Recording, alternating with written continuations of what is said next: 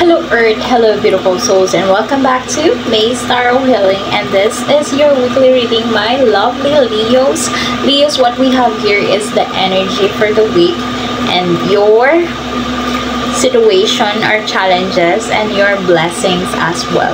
So what I can see here, Leo, no? So nakikita ko dito na you're feeding yourself. You're starting to take care of yourself. So nakikita ko dito, binabalik mo na sa sarili mo or binibigay mo na yung sarili mo na hindi mo binibigay sa sarili mo before. Yung mga bagay na hindi mo nagagawa sa sarili mo before, you're starting to taking care of yourself nowadays or this week.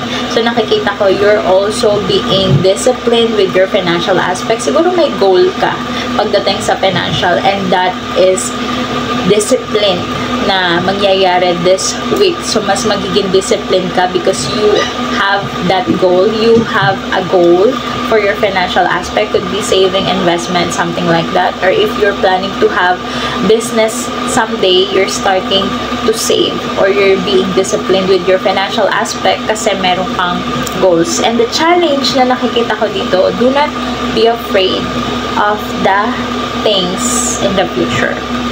Okay, you deserve to be happy. You don't think na hindi mo deserve maging masaya, okay? Also, my dear Leos, nakikita ko dito na huwag kang matakot mag-draw ng boundaries, okay? You don't have to feel sorry about the things na ginagawa mo para sa sarili mo. Ginagawa mo para sa ikabubuti mo. Ginagawa mo para sa iyo. You don't have to say sorry about those things, okay? That would be your challenge of the week. Setting boundaries to people sa mga bagay-bagay. Discipline other people to respect you or kung ano lang yung dapat na ginagawa nila for you or paano kanila i-treat. Okay, so nakikita ko dito na yung blessings mo slowly but surely na magbubunga yung mga pinaghihirapan mo. So nakikita ko dito na you will have that stability. And in regards of your financial, medyo goods ang pagdating ng financial sa'yo this week. Also, parang palaki ng palaki yung financial aspect mo. So, possible talaga maging stable ka. So, this week is may mga paparating na financial aspect. Possible mag-increase yung sahod mo or magkaroon ka ng bonus this week.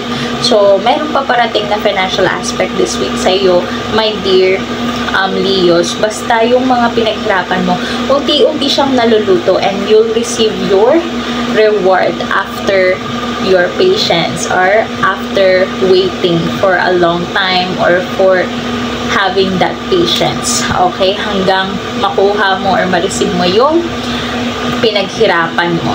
Bunga ng pinaghirapan mo. Okay? So guys, you could follow me as well sa IG, TikTok, and page ko, May's Tarot and Healing for other readings, okay? And just take whatever it is that resonates. Yun lamang, Leos.